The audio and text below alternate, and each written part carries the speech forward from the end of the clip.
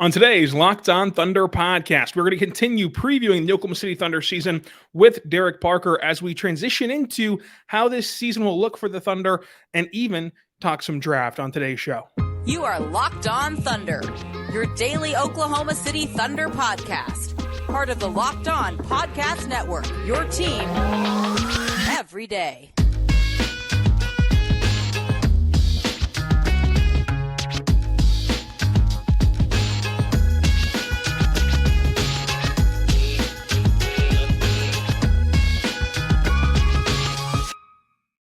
Let's get it going on today's Locked On Thunder podcast on the Locked On Podcast Network, your team every day. I am your host, media member, and editor-in-chief over at thunderousintentions.com, Rylan Stiles. Follow me on Twitter at Rylan_Stiles. Follow the show on Twitter at LOThunderPod. On today's show, we're joined by Derek Parker of Inside the Thunder of Draft Digest at DParkOK on Twitter. Derek, how are you doing today?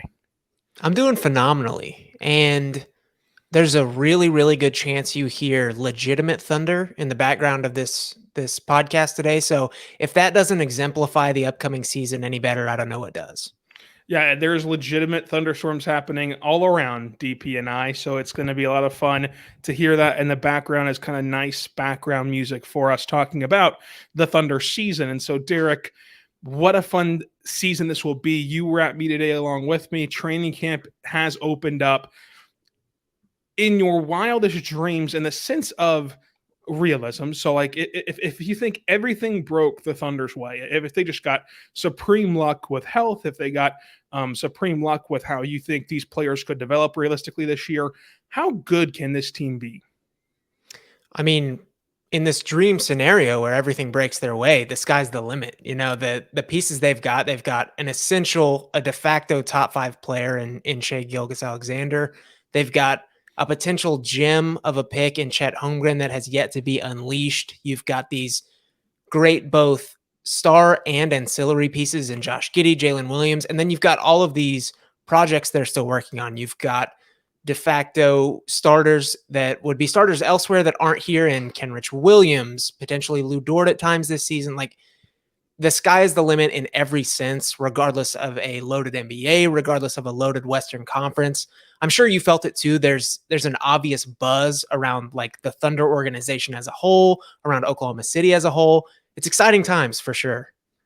Very exciting times. I think that this is the most anticipated season since that 2017 year, and the Thunder are going to be one of the most exciting teams to watch. And it's also picking up steam nationally with some national folks like JJ Redick and others talking about what this team can look like. And so the FanDuel over-under for this team is 44.5 wins. And so, Derek, I think that that's a great line.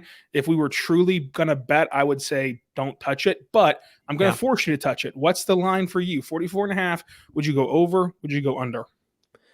I totally agree. It's a good line. If I could push, I would, but I would be a bad podcast guest if I did that. So I lean a slight under, and I know that's not probably as optimistic as people would hope. You know, there's legitimate people out there that think this team could push for 50. Maybe they can. I'm not sure, but I would lean a little under that, maybe 41 wins, 42 wins. But the biggest thing to me is, and Rylan, you and me have sat in many a presser where they've drilled it in our head that development is not linear, but there's a really good chance that this team looks a lot better this year, and that doesn't necessarily show on paper on the physical record. So, I mean, they could add Micic, Chet Holmgren, Cason Wallace, all these pieces, and still only improve by 1 or 2 wins, but still get drastically better. So I'll err towards caution, saying 40 to 43-ish wins. Yeah, exactly. And I think that Sam Presti was totally right whenever he was talking about this exact topic. And I think that honestly this season, as much as fans don't want to hear it, is still not about record, but it's in an opposite way of what you're used to, what's been happening in years past. This team will be a lot better than last year's team. This team will be a very, very good basketball team. but with factors that you can't control, like how good the West is, what your schedule, maybe some schedule losses in there. And then, as long as, knock on wood, hopefully stay fully healthy, like there's going to be things that pop up throughout the season that might make things difficult to win games. And a 16-win improvement last year is an anomaly. Like, that does not happen in the NBA. So improving by 4 wins or 3 wins is still a really, really, really good year and shows significant improvement for this Thunder team. And I think that also, like I was saying, this team is going to look better. And the measurement of that is not going to be wins and losses, because they could win 50 games. Like I'm of the belief that this Thunder team could be a 3 seed like the Kings were last year. I'm also of the belief with you where they could go under the 44.5 win total. So like there's a varying degrees of outcome. They're going to try to win every game. It's just that in trying to win every game, if they don't have another massive uptick in wins, it's not an automatic failure.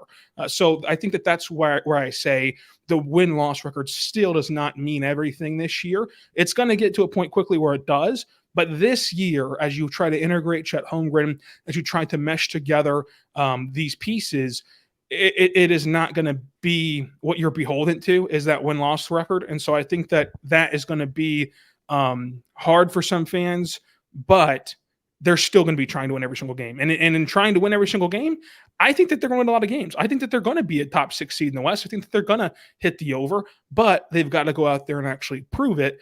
So I do not begrudge anyone who either wants to stay away from this 44.5 or take a slight under by any means. And so, Derek, who is going to make the biggest impact on the Thunder outside of Shai? Obviously, he's the straw that stirs the drink, but who will have the biggest impact on how far this team goes? There's a lot of easier answers. Obviously, Chet Holmgren's going to have a huge impact. He essentially fills every gap that they've had for the last few years. J-Dub, Jalen Williams, Santa Clara, obviously a leap there could be massive.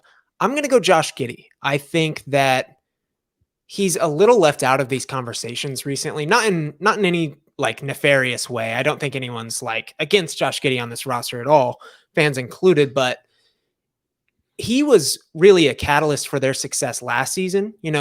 J-Dub, after suffering an early injury, he was pretty steady all season. He obviously saw improvements, but like he was great all season. Josh had a really slow start to the year, and as soon as he picked it up is when we really saw this team switch gears. I think if he can take another leap, especially in terms of foul drawing, physicality, maybe running the backup point with Shai getting some of those lead minutes, him running backup point, maybe with Chet as like a tandem duo in the second and fourth quarters.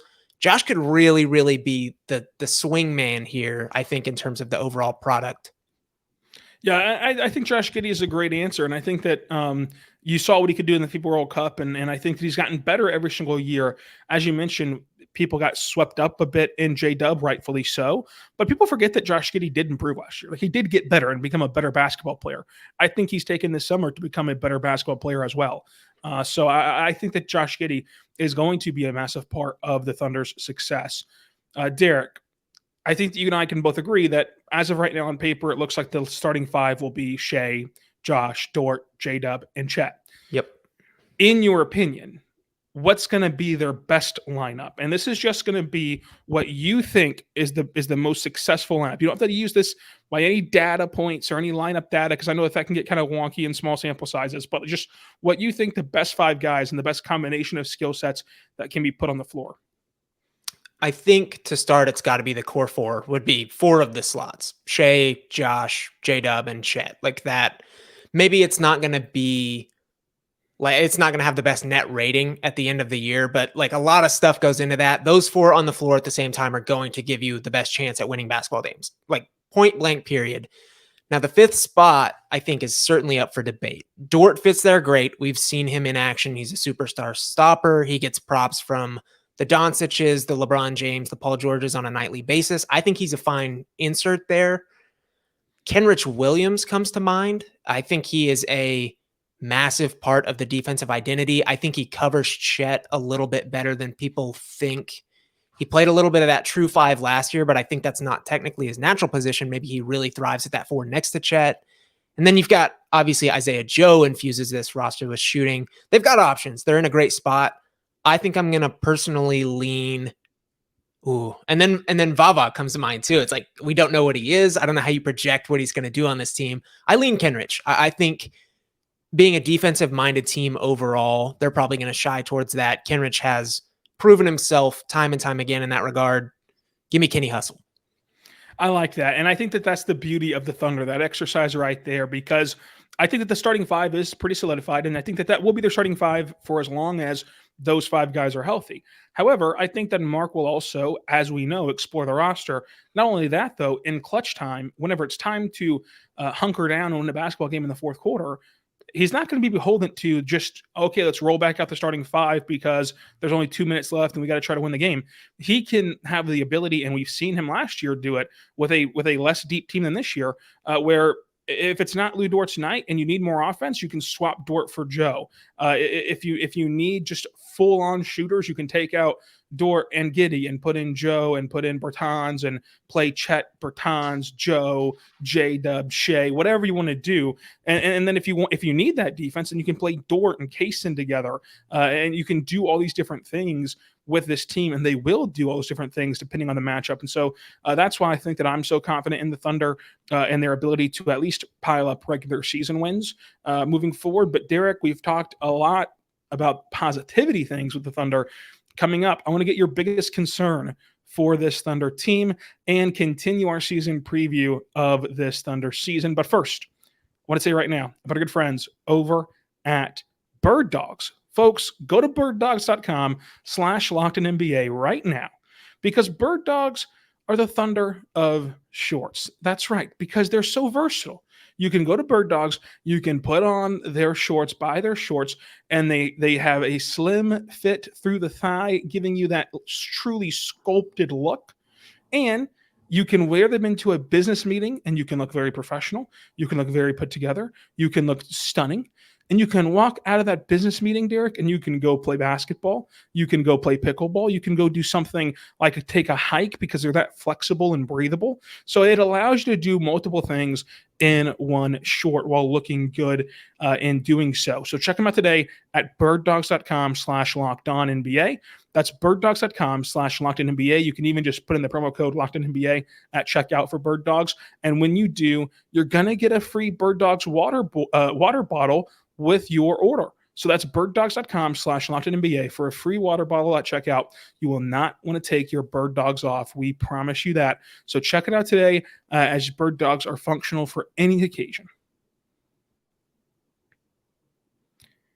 We're back on the Locked On Thunder podcast, on the Locked On Podcast Network, your team every day. Thank you so much for making us your first listen every single morning, every single day. We're here for you, talking Thunder basketball. Derek, we've talked a lot about how exciting this season is going to be, but you still took the under on 44.5 wins. I want to know, what is your main concern for this Thunder season? I think it would have to be redundancy across the roster in general. And that's almost more of a long-term concern than a this season concern, because again, this season isn't about wins and losses, but redundancy in terms of having all these guys who handle the ball. Is there going to be a point where enough is enough and it just simply is not a good formula for winning basketball? I don't know the answer to that, but I think it's the number one thing facing them in terms of, they just added Micic, they just added Cason. Are these guys going to essentially be unusable with guys like Shai on the court? And I think the obvious answer to that is no, but there's still this point where it could be a stopgap of, all of these guys are redundant. We've got to find shooters, connective players, more role-esque guys to fill in the gaps rather than what they have now. It'll be interesting to keep tabs on, certainly. I'm interested to see how this all unfolds. I think that that's a good concern to have. It's a valid one to have, and we'll see how it all works out. But I'm very excited about Chet Holmgren. I think that the buzz that he got at Media Day and so far in training camp only leaves you more excited to see what he looks like. A few quotes stuck out about Chet, but I want to give you the floor on any prediction that you have, just whatever your Chet Holmgren take is. It can be a prediction on a stat line. It can be a prediction on how he'll impact the game, what a game high in a certain category would be. Just whatever you want to predict or say about Chet Holmgren, the floor is yours. Ooh, There's so many options because, again, name of the game, versatility. Thunder squad, Chet Holmgren, versatility. I want to go blocks because blocks is exciting. There hasn't been enough blocks on this Thunder team in the past few years. I want to say, I don't know what the NBA record is. I want to say he'll have an 8-block game. I'm sure that's not the record, but that's got to be decently close to a record, right? It's got to be up there somewhere. That is wow. You're going to have a bold prediction coming up. And you just said that okay, Chet Holmgren will have an 8-block game according Just to one. Derek Parker, which is perfect to transition into our Fact or Fiction game. Derek, Fact or Fiction? Chet Holmgren's going to average 2 or more blocks a game. Over. I got to go over, right? I just put out a bold prediction on a non-bold prediction take, so I got to take the over. Okay, you take the over. The most blocks in a single game was from Elmore Smith, who had 17 in a game. It was his career high, of course, obviously, on October 28th, 1973, in an 111-98 victory over the Portland Trail Blazers when playing for the Los Angeles Lakers.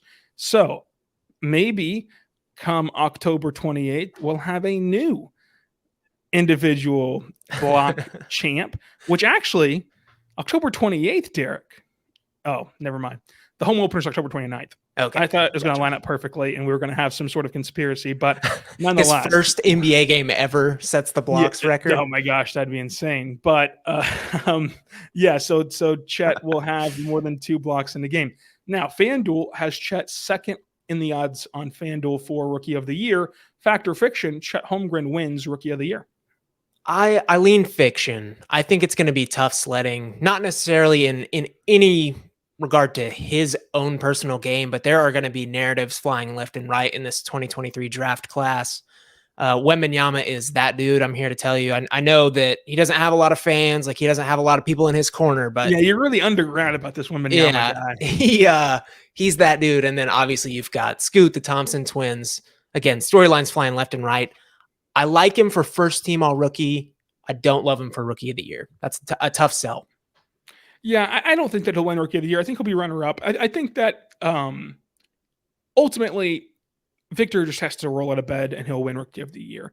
I think he's going to play well. I'm not trying to slight Victor, but the same people who vote on this award have been calling him a generational prospect, best prospect since LeBron, since what felt like he could walk. So they're not going to not let him be Rookie of the Year and kind of look bad on them. So Chet would have to overwhelmingly outplay Victor.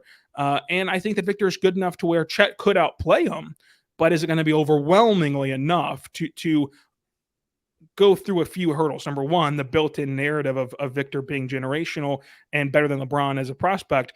And number two, is it going to be overwhelmingly better enough to beat the narrative of, well, Chet's really a sophomore if you think about it. So we'll have that debate again with the Donovan Mitchell, Ben Simmons stuff.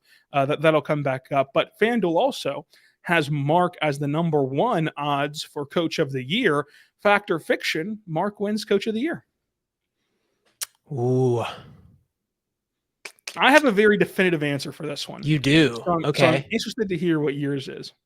I lean fiction, mainly because I can't remember the last time like preseason Coach of the Year favorite actually won it. Like those do not typically come with expectations. You know what I mean? Like typically it's the teams that defy expectations. So with a team like the Thunder actually having a few expectations here and there for the first time in a while, again, Daigneault, incredible coach, probably a top 5 NBA coach right now, schematically. I kind of pulled that out of nowhere, but it's more of a narrative-based thing than like a legitimate talent deal. We're seeing eye to eye completely. Mark, if you're listening to this, we love you. I've been calling Mark the best coach in Thunder history since January of his first season, which his first season started in December. So like I am all in on Mark, and I think he's a really, really good coach. And I think he is one of the better coaches in the NBA. I think that you're absolutely right.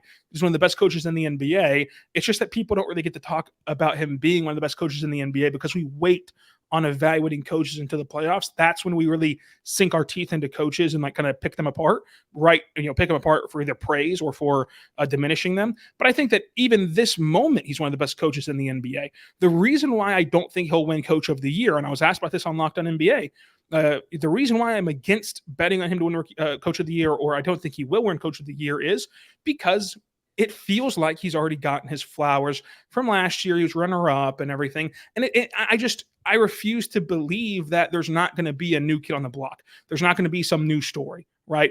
If the NBA season just goes the way we think it will in our head, and the Thunder make another big leap and they get home court advantage in the West, and they're the only team that kind of has a strong jump in wins, because going from 40 wins all the way up to home court advantage would still be a huge jump, then yes, I think that Mark would win Coach of the Year, and that's why he's the favorite, because on paper right now, as you map out the season, he will have this team on another big leap.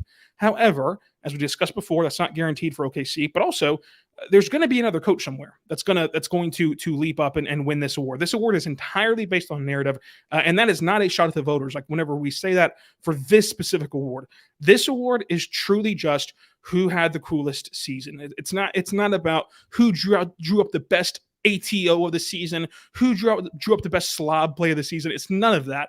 Mark would have been Coach of the Year last year 10 times out of 10 had the Kings not broken that long playoff drought. So like it's just about a narrative and who had the cooler feet.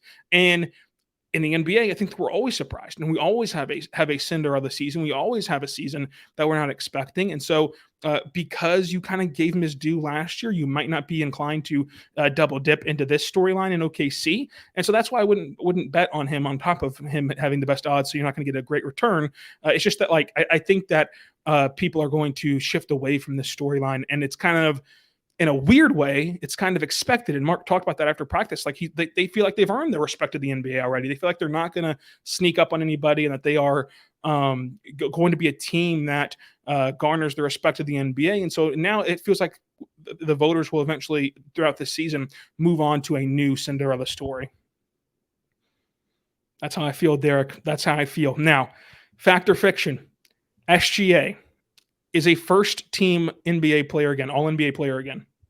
I'll go fact. I'm fully aware of the fact that he is a complete stud in every sense of the basketball. I think he's probably a lock to be around this level for the next however long you want to say. So I'll go fact. I'll always bet on SGA in that sense. Fact or fiction. Now, this should be an easy one. Fact or fiction, 2 of the core 4 members will become all-stars at some point in their career. And I'll even let you count SGA, who's already done it. So that's you need one easy more. Fact. Yeah, easy fact. Now, what if I didn't count SGA? Would it still be an easy fact? Ooh. So if 2 of the remaining 3 had to become all-stars. We're counting their full career. Not even full technically. Career, not even in Oklahoma City, just full career. I'll still lean fact. I would too. Fact. I would too. Now, in a Thunder jersey, probably not, but if we're spanning the full career, I think they're easily talented enough. Even if perchance one of them ends up not on the Thunder soon enough, it's going to be because they're getting to shine on their own squad. So easy hammer on the fact for me. Derek, coming up, I want to get your opinion on Ousmane Dieng and then also pick your brain a bit about the NBA draft. But first, I want to say right now, our good friends over at FanDuel. Go to FanDuel.com/lockedon right now, because what a time in the sports universe that it is. It is football season, it's college football season, and NFL season, and NBA season is right around the corner. We have a preseason game this morning, Derek, with the Mavericks and Timberwolves. So you can go check out FanDuel, and if you do right now, new customers can get $200 in bonus bets guaranteed. Win or lose or draw, $200 in bonus bets guaranteed when you put down a $5 bet. So that's $200 in bonus bets, win or lose, for a $5 bet, just for betting with FanDuel. So go to FanDuel.com right now /lockedon, and you can bet on the spread, the player props, over-unders, and more. For example, right now, you can go to FanDuel and you can bet not only on the over-unders and the coach of the year and rookie of the year discussions that we were having earlier, but you can even bet on NFL games. One that's happening tonight. The Washington Commanders are 6-point favorites at home against the Chicago Bears. If you feel strongly, go check it out. FanDuel.com/lockedon. FanDuel.com/lockedon. We're back on the Locked On Thunder podcast, on the Locked On Podcast Network, your team every day. Thank you so much for making us your first listen every single morning, every single day. We're here for you talking Thunder basketball. Joining me today is Derek Parker at DParkOK, Inside the Thunder, and Draft Digest. Derek, fact or fiction, Ousmane Dieng becomes a steady part of the rotation? See, I was an easy fiction before Giddey's report today that he looks much improved. That kind of changed my opinion. I lean fiction just because it's hard for anybody, save for the core four, to be a steady part of the rotation. I think, obviously, as we both know, they're still gonna, much to the dismay of Thunder fans, they're gonna roll out plenty of lineups. They're gonna see a lot of lineup combinations. They're gonna see a lot of roster turnover nightly. Is Dieng in year two at 20 years old, going to be consistent enough to earn spots over guys that are really good basketball players on a nightly basis? I think no, but does that mean he's not part of the long-term game plan? Absolutely not. He's still a bright part of this Thunder future. I lean fiction, though. Okay, fact or fiction? Now, this is a bit of a long one. Cason Wallace will play at least 4 games with the Blue as part of just development. So it's not due to injury. It's not due to anything else. Will he play at least 4 games with the Blue just as part of his developmental plan? I lean fact. I think the Thunder have not shied away from sending guys, even lottery picks there. I mean, we saw it with Ousmane Dieng last season. We saw it with Jalen Williams, Arkansas last season. He was a phenomenal NBA player for a good chunk of the season and still got those developmental minutes. I don't think Cason is a guy they're worried about in that sense of like thinking he's too big time for that or thinking it's some sort of demotion. If there's at any point in the season where they don't feel like they have the minutes to divvy out, and that's totally possible considering this guard lineup, I think they send him there, and I think it's a good decision to do so. I lean fact. Yeah, I'm split on this after we've heard the players and Mark talk about Cason this week. They're all in on Cason, and I think that they're always the first to know who can really play and who can't and who like isn't ready. But I think that the reason why I'm split is because J. Will was a good NBA player at the end of last year because of the time he spent with the Blue.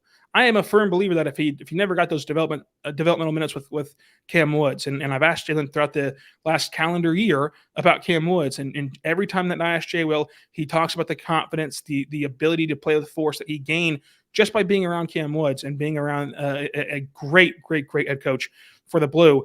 And Cam Woods' specialty is defense. And so I think that I would love the idea of Cason Wallace getting hands-on minutes and hands-on games with Cam Woods and being involved with him learning defense from Cam Woods. You know, of course, Cason Wallace already has a great foundation defensively, but there's still more to gain from that and experience to gain from it. So I could see it going either way. I really could. I could see him being a guy who's good enough to play right away, play consistently right away, to where he just is like J-Dub and doesn't need the G League. I could also see it where even if maybe he doesn't truly need it, it's better to get him down there and to let him have a longer runway of minutes, a more sustained, minute load over the course of time. And of course, dealing with Cam Woods as well. So that is our game of fact or fiction. Now, DP, give me your hottest take that you're sitting on for the Thunder and then for the NBA at large. I already gave a hot take, so I'll cool off just a little bit. So we'll count your Thunder hot take as check. It's 8 blocks in the game. Okay, which, by the way, not even half the record. So is it a hot take? You decide. I'll go. I think this is a hot take personally. I think the fans will agree. I think Josh Giddey averages more points per game than J-Dub, Jalen Williams. I think he's going to see a similar role to what he saw last season. I think J-Dub is really going to be used in more defensive assignments this year, being able to play his natural position, the 3, maybe a little bit more 4. But with Chet at the 5, we're not going to see him too heavily out of position. So I think he's really, really going to be used as a hyper scorer, but more so as a stingy wing defender as well. And I think that leaves the door open for Giddey to get plenty of scoring opportunities. Again, I think he's going to get to the line more. That's a boost in itself. Hot take, Giddey more points per game than Dub. By a smidge. By a smidgen. I like it. NBA-wise, hot take. NBA wise, I'm going to go with the Los Angeles Lakers being a top 2 seed. Okay, you're a big Austin Reeves man. I like it. We all know he's the star of the show down there, so Right. It's great. Now, Derek, before we get you out of here, I appreciate your time so much. You are the draft guy, Draft Digest. You and Nick Crane do a great job over there. There has been a fluctuating opinion on this draft. It started out as, this is the worst draft of all time. How could you like anybody in this draft? This is terrible. And you should never own picks in this draft ever, ever, ever. And then we saw Alex Sarr play, and we saw Ron Holland play, and then it kind of did a little bit of a 180. Where is it going to level? What is this draft class to you here as we start these exhibitions on college and we start this basketball season? Yeah, obviously the pendulum has already swung too far. Do what? It's a pendulum, I believe. Pendulum? Not a pendulum.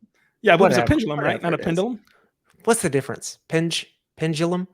Yeah. The pendulum, as Rylan Stiles would I'm say. going to be totally wrong on that and look like an absolute freaking meanie. But go ahead. I hope you are. It obviously swung too far in one direction. Like, the overreactions, good or bad, were highly over-exaggerated. So is it the best class of all time? No. Is it the worst class of all time? No. I think it does shy a little bit. It doesn't quite have the depth that most classes do. It has a great returning class, which is always able to bolster it. So, I mean, it's a good class. If you do your correct evaluations, if you trust the process, you're always going to be able to find talent no matter what the draft is. So it's good. It's a good class. What's your thoughts on KJ Adams? Now, it's a good class. All right. It's a good class. Derek, I appreciate you joining us. I don't know if he makes it any better necessarily. That's ridiculous. I'm going to laugh in your face and Nick's face. Remember, KJ Adams is just an absolute baller. But DP, I do appreciate it. This is a lot of fun every time we do it. Love seeing you out at games and everything. Let them know again where they can find everything you're doing, everything you're cooking up, Cowboy DP. Yes, sir. On Twitter, X, are we calling it? DParkOK. YouTube, Derek-Parker. Gonna have stuff up over there soon again. Draft Digest, type that in the Google machine, and then InsideTheThunder.com. I think that's it. There it is. For Derek Parker, I'm Rylan Stiles. Until next time, be good and be good to one.